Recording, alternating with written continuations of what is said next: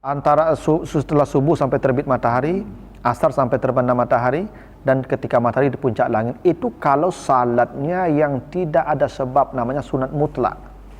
Tapi kalau salatnya ada sebab, itu boleh.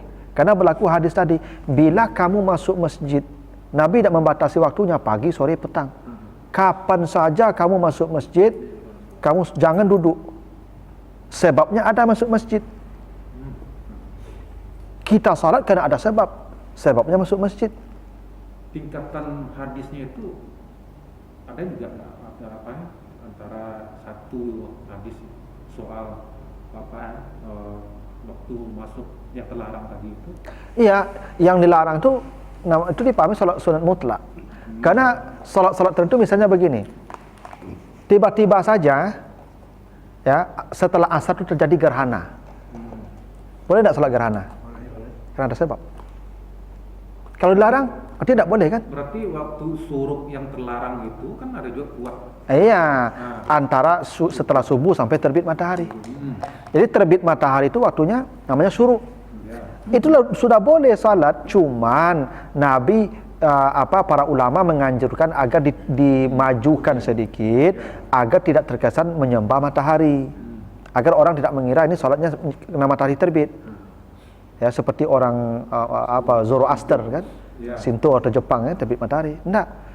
Ini sunnah saja, itu lebih baik saja. Tapi pas terbit matahari itu boleh, boleh. Yang tak boleh itu dari selesai salat subuh sampai terbit matahari. Berarti terbit matahari boleh salat tak? Boleh. Cuman para ulama kemudian agak sepenggalahan lah tinggi matahari dari tempat terbitnya, sekitar 5 menit atau 10 menit setelah dah terbit. Itu anjuran saja. Tapi terbit matahari itu sudah boleh salat. Karena yang tak boleh itu dari setelah subuh sampai terbit matahari. Dari setelah asar sampai terbenam matahari. Berarti terbenam matahari boleh tak salat? Itu maghrib. Kapan waktu maghrib? Ayo kan salat lah. Ada dah boleh salat tuh. Ya.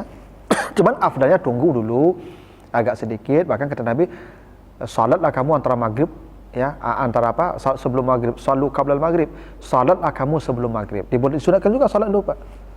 Ya. Jadi kalau misalnya sudah terbenam matahari, misalkan langsung aja maghrib tanpa azan, boleh. Ya. Mau salat sunat juga boleh. Ya. Ada hadisnya juga tuh, hadis Bukhari. Salatlah kamu sebelum maghrib. Jadi yang dilarang tuh salat yang tanpa sebab, mutlak namanya. Ya. Sama cara saya contohkan deh. Kalau tiba-tiba terjadi gerhana matahari subuh, habis setelah subuh tuh, kan kalau gerhana itu kan tak ada lama lah, Pak. Ditunggu dulu, tapi matahari itu hilangnya lah.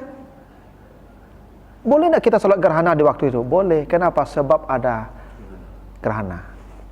Sama dengan tahiyatul masjid. Tahiyatul masjid itu, kalau di musala tahiyatul masjid ya dilanggar, disurau. Iya. Karena definisi masjid satu, tempat umum. Ini umum atau pribadi?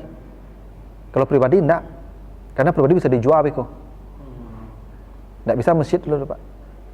Milik pribadi tidak bisa masjid, karena bisa dijual. Karena bisa alih fungsikan mereka jadi rumah bagai. Ini milik publik. Dua, ada bangunan.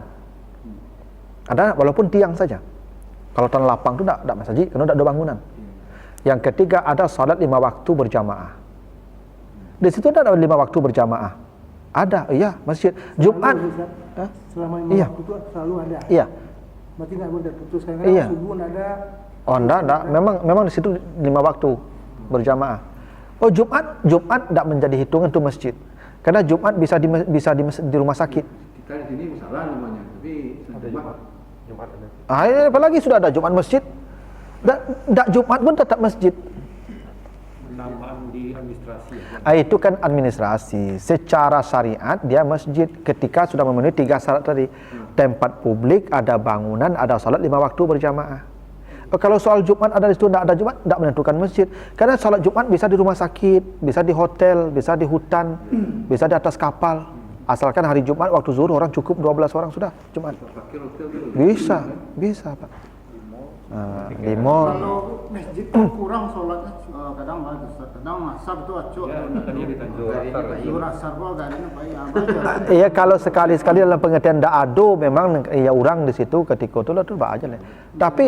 Tapi mereka mengadakan berjamaah 5 waktu di situ. Bisa jadi orang kok bipai sadonya Pak, kosong. Komplek kok. Enggak ada orang loh. Garin supaya itu roh tidak roh. Selama ini maksudnya ini musala selama ini dikenal ada enggak 5 waktu berjamaah. Ya sudah, berarti masjid. Bahwa ada yang kosong itu soal situasi masyarakat. Ya kejadian ini Ustaz. Di kantor kantor itu kan bikin musola. Nah musola ini kan kayak subuh pasti nggak ada orang di kantor kan? Berarti enggak masjid itu. Kan nggak harus itu. Enggak. Itu. Itu sidentil sifatnya. Ada lagi Ustaz yang temuan Bapak tadi Ustaz. Masalah yang sholat Jumat. Jumat itu kita masuk lagi azan. Kan yang disunahkan kan mendengar azan. Tapi satu sisi yang lebih tinggi kan nilainya adalah mendengar khutbah. Dan sebagai saya baca kan, saya pun lakukan itu masuk saya sholat saya ke masjid dulu soalnya khutbah lebih utama karena bagi apa. Jadi enggak mendengarkan apa dulu, azan dulu, jadi langsung salat lalu nanti dengar khutbah. Boleh juga Pak. Tapi kalau orang mau salat misalnya dia tunggu dulu lalu orang nanti berkhutbah dia masih salat boleh. Karena ada hadis sahih juga. Jadi Nabi sedang berkhutbah, datang sahabat. Lalu dia langsung duduk. Nabi sedang berkhutbah. Lalu ditanya oleh Nabi, "Sallaita? Apakah engkau sudah salat?" Dia menjawab, "Belum, saya belum salat." Kata Nabi, "Salkum." Ya, salli. Berdirilah salat. Nabi sedang berkhutbah dan dia salat. Nah, jadi dari hadis itu ketentuannya pertama yang boleh menegur jamaah itu hanya khatib. Yang lain tidak boleh. Dan kalau ada yang ditegur, dia boleh menjawab sebatas kebutuhan pertanyaan. Tadi dia tanya, Nabi tanya, "Sudah salat?" "Belum salat." Itu saja, belum. Cukup. Aja ditanya, "Lah semayang, Alun. Mana rancak aku sama Syarif semayang bukan ndak aku atau ndak dulu." Itu diskusi namanya. Ada dalilnya kau mana rancak ke ndak. Belum berdiri salat. Itu menjadi dasar juga orang yang datang terlambat, khatib sedang berkhutbah, dia punya dua pilihan. Boleh dia salat dan salatnya lebih ringan, cepat. Boleh juga dia langsung mendengar khutbah. Dua-duanya punya dalil. Dua-duanya punya dalil. Yang dalil yang apa? Dalil yang duduk karena mendengar khutbah itu wajib. Maka jangan dikejar yang sunat. Lalu kita abaikan yang wajib. Nah, itu dalilnya. Tapi yang salat juga punya dalil itu hadis tadi. Nabi suruh sendiri. Nabi sendiri yang suruh. Nah, dua-duanya benar. Jadi yang azan tadi Ustaz kan bukan waktu khutbah Ustaz. Kan itu masuk lagi azan. Nah, kebanyakan apa kan tadi kan nunggu azan selesai dulu. Baru dia sholat masuk masjid. Nah, sebagian kita baca kan soalnya yang lebih utama itu mendengar khutbah. Jadi kita sholat dulu jangan sampai khutbahnya terganggu. Iya, boleh. Sholatnya dulu bukan. Iya. Iya boleh Pak. Semuanya boleh. Karena punya dalil. Yang tidak boleh itu kan tidak ada dalilnya. Jadi jangan disalahkan pula orang yang berdiri menunggu. Ya, karena dalilnya ada, hadisnya sahih. Itu soal pilihan saja, tidak ada masalah. Gak menyingkapi semua dalil itu ada, pasti ada.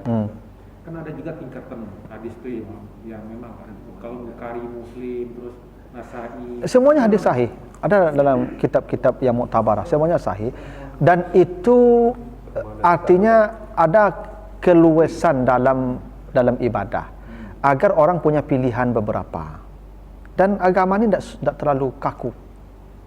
Sama juga ketika sujud misalnya, Wa'il melihat kalau sujud Nabi pakai lutut. Ya, kalau Abu Hurairah melihat Nabi pakai tangan. Kan bisa saja Nabi mencontohkan satu saja. Pakai lutut aja tadi sampai mati Nabi. Tapi kok ganti-ganti, kadang pakai lutut, kadang pakai tangan. Ya pilihan, tergantung kita mau pilih yang mana, nyaman yang mana. Sama juga dengan itu. Ya. Tidak ada masalah. Bagi saya kalau orang punya dalil, itu boleh saja. Kita tidak ikut juga tidak apa-apa. Bahwa kita berbeda dalam praktek, ya memang begitu. Namanya tanawu ibadah namanya. Ada keragaman ibadah yang dicontohkan Nabi. Itu kenapa begini Bapak. Orang kalau belajar fikih, apalagi fikih itu memang dari beragam mazhab dia pernah belajar, dia tidak pernah menyalahkan orang lain. Ya. Karena semuanya pendapat. Dan boleh jadi hadisnya sama, hasilnya bisa berbeda. Nah, dan kita hormati pendapat orang. Sama juga soal membatalkan wudhu. Ayatnya sama. Menyentuh perempuan. Ayatnya sama. Tapi sebagian mengatakan dengan istri batal. Sebagian mengatakan jangankan dengan istri, dengan perempuan lain pun tidak batal. Kenapa? Karena soal pendapat. Ya, yang lain, ya kalau perempuan lain dengan laki-laki misalnya tidak ada hubungan, tidak muhrim, tidak mahram, dia tidak batal selama tidak ada desiran di hati. Pendapat kan? Tapi kan dia berdasarkan ayat juga. Apa ayatnya? Karena dia membaca panjang, lamastumun nisa. Dan kalau dibaca panjang benar, begitu artinya.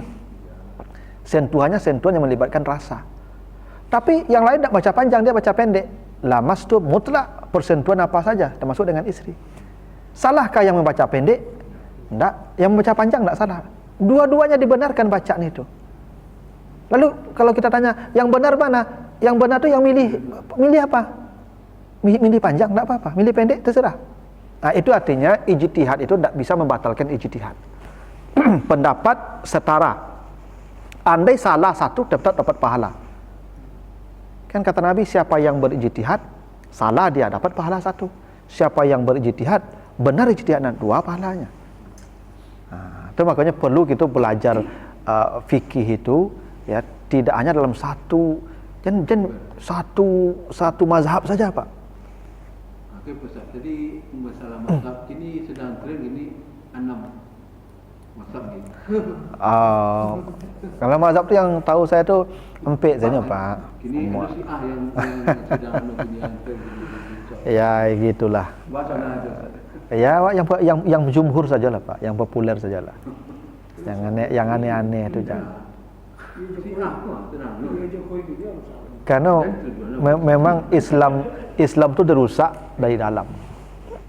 Merusak Islam itu yang paling hebat oleh umat Islam sendiri. Ya, yang dalam fikih yang 4 itulah. Tidak lebih dari itu. Ya, kita ikuti saja yang sudah itu, yang sudah populer itu, sudah jumhur itu. Kembali yang ke masalah persentuhan laki-laki dengan perempuan tadi, Ustaz. Dulu kan kadang pas ngomong lewat saya kan tidak tahu. Tidak masalah. Dulu itu kan pikiran kamu langsung duduk, batal. Sebenarnya aku orang lewat dan orang kenal aja sama perempuan itu kan kadang lewat. Kalau dalam mazhab Syafi'i batal betul. As-Syafi'i asal terjadi persentuhan hingga dengan istri sekalipun, kecuali dengan mahram. Dengan mahram itu dengan ibu, dengan anak, dengan saudara perempuan, dengan anak saudara laki-laki perempuan, atau ibu susuan tadi, ya, itu tidak batal kalau dengan mahram. Istri kita dia orang lain itu, maka kata Asy-Syafi'i batal dengan istri. Persentuhannya semua persentuhan. Nah, yang Hambali tidak. Hambali itu persentuhan yang melibatkan rasa. Jadi apa tadi kalau Pak masuk, ibu-ibu keluar, tu bersentuhan apa ya ibu tu kulitnya. Pak lah sudah wuduk kah? Kalau apa sasak angok apa langsung ya batal. Kadang-kadang sengaja kalau ini tu Pak. Kalau sengaja beda lagi gitu. Ya kan? Begitu bersentuhan kan? Ya kan? Sasak angok apa kau langsung tu. Kadang ada dulu istri Pak melipur Ustaz. Sayangnya lah istri kau pergi solat dulu banyak. Boleh. Itu hadis sahih itu, Pak. Kata Aisyah, Nabi itu kalau mau ke masjid salat, setelah berwudu, Nabi mencium istrinya. Dan Nabi tidak mengulang wudu, langsung salat.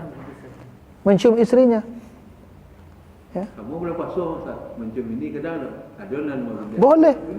Yang tak ya selama tidak ada syahwat. Jadi mencium istri itu sunnah, Pak. Menjelang pergi ke masjid itu cium orang rumah dulu. Sunnah. Apa cuba lah kat sekarang. Kalau ragu Pak jam wuduk. Oh iya. Tapi kok lali mau mini, atau wuduk lah lain. Itu tak ada tu. Ya.